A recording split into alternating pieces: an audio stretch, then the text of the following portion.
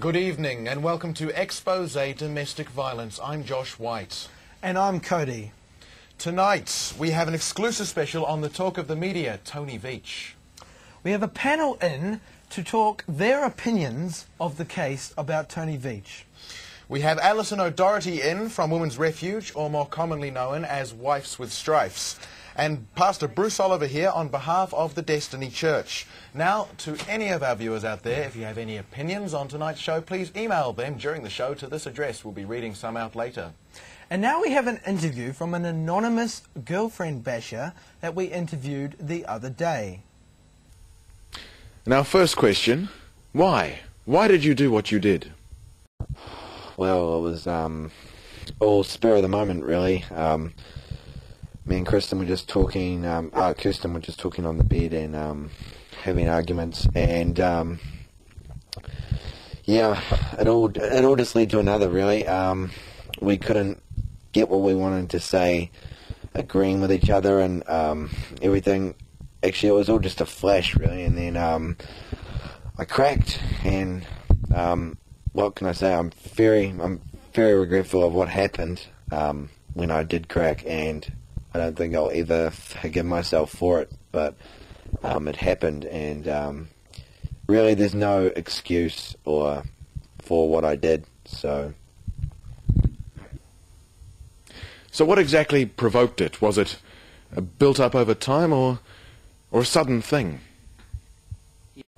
Actually, it's a bit of both. It was a gradual build-up of us not being us around each other. We're arguing, and we're on the rocks, really. It was a case of everything was an argument, and yeah, it was just a power thing, really. And then the whole incident in the room with me and Kirsten, that was a flash between my eyes. That happened quick, and yeah, no excuse, really.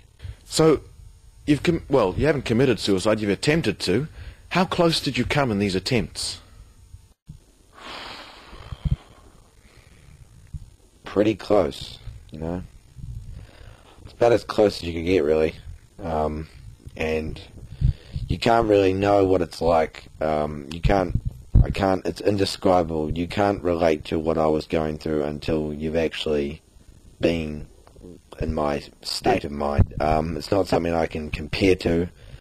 It's just, yeah, I was pretty close. I can imagine. Well, 3 times, enough with the epic fails. Have you thought about the toaster in the bath idea? I hear it's 100% guaranteed. No, it really didn't cross my mind, but actually it's a good idea. I might give it a go. Now, there's been a lot of talk in the public and the media about the Tony Veitch case lately. Personally, what is your favourite Tony Veitch joke? Probably the one about the All Blacks, me being the next All Blacks goal kicker. Yeah, it was a bit of originality. Yeah. Yeah, that's a good one. But for our viewers out there, what exact brand of shoe were you wearing when your foot came into contact with the small of your girlfriend's back and you made her projectile down a flight of stairs? I was wearing a pair of slip-on World Industries. And do you have them with you now? I haven't worn them since.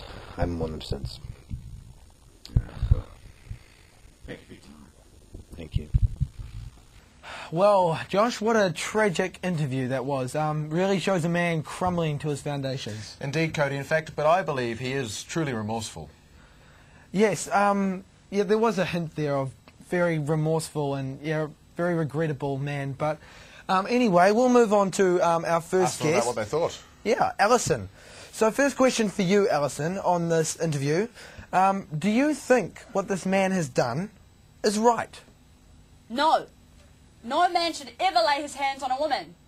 Do you see women pushing men downstairs? Not even in passion? Anyway, I think we'll move on from that. I think we should. Quite uprised about that. But based on what you've just seen, do you believe he's truly remorseful, like I do? remorseful. Do you even know the meaning of remorseful? Do men even know the meaning of remorseful? Well, there was a hint of remorseful in his eyes. Do you not agree? There was no He was innocence sorry. in him. He was sorry. He was. Anyway, moving on. What punishment would you have imposed if you were the courts? I'd put him in the electric chair. Bit harsh, don't you think? No, that's very harsh, I think, for pushing someone down a flight of stairs. It's normally used when you cause someone. mass genocide, not push someone downstairs. We're on to Pastor Bruce Oliver, though, from the Destiny Church. Bruce, what is your view on this whole media circus and debacle that has erupted since the case was made public?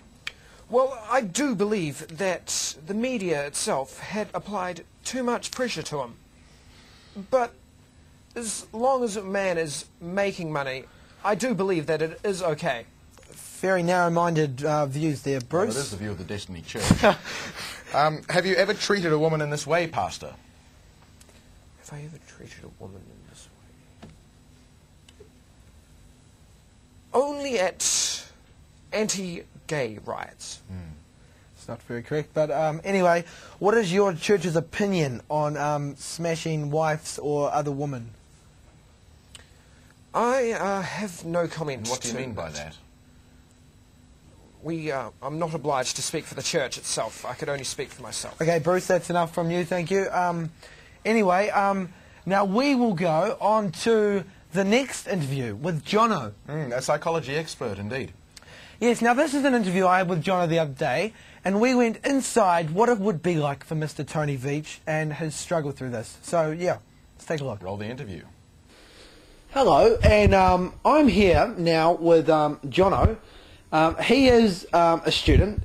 He's going for his Masters in Psychology, and I'm here to interview Jono today on what he thinks it would be like to be inside Tony Veitch through the last half year or so. Okay, so how would this whole incident have affected Mr. Veitch mentally? Yeah, again, luckily I'm not in Tony Veitch's brain, which is probably a place no one wants to be. He's obviously experienced something very devastating. He's lost his career, and he's been publicly humiliated for the last year. But bad things happen to people all the time, and I think he'll get through it. He's got, by the sounds of things, a close family, which is really important for support through hard times and for recovery. And so I think he'll be okay. Yeah, that's I guess all I have to say about that. It's not the first time anything bad's happened. And I think probably I mean, lots of people go through bad times, but probably just a public humiliation for him, and so he probably needs to get out of the media spotlight for a while and lay low. And once the media moves on, I think he'll be alright. Now, what must go through a man's head to try and push himself to suicide? There's I'm not sure. Probably suicide, or a successful suicide, obviously results in the loss of life, and so you've got to be pretty down about your current life to want to lose it. And so, but there's other things such as learned helplessness, which involves people not feeling like they can control their environment or what's going on, and that's probably something that he's experienced because a lot of this media hype is probably a little bit beyond his control, and so he's feeling probably quite helpless at the time, and which could perhaps potentially lead somebody to suicide. Okay, so if I wanted to replicate what Mr. Veitch had done, in terms of how he was thinking and everything like that, what state would I have to be in to replicate this? I don't know what he did mentally because all we know about is what's observable, and what was observable was him kicking his girlfriend down the stairs, regrettably. I think alcohol intoxication or some form of intoxication would probably lead you to such a mental state. So, Blair, don't abuse